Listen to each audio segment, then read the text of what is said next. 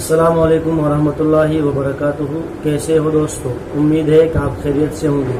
اللہ آپ کو ہمیشہ خوش رکھے۔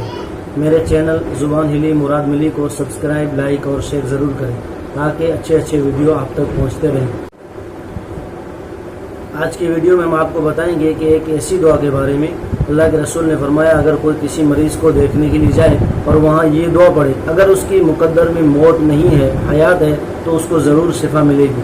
وہ دعا یہ ہے، اسأل اللہ العظیم رب العرش العظیم ان یشفیک۔ یہ ابو داؤد شریف کی حدیث ہے اور ترمذی شریف کے اندر بھی ہے 2083 صفحہ، اور ابو داؤد کے اندر ہے 3106 یعنی 3106 صفحہ نمبر ہے۔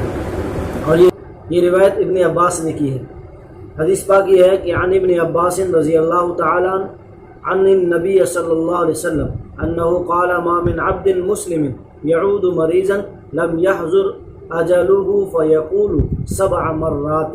اس کا ترجمہ یہ ہے کہ عبداللہ ابن عباس فرماتے ہیں کہ اللہ کے رسول صلی اللہ علیہ وسلم نے فرمایا، جو مسلمان بندہ کسی ایسے مریض کی عیادت کرے جس کی موت کا وقت نہ آیا ہو تو 7 بار یہ دعا پڑھے۔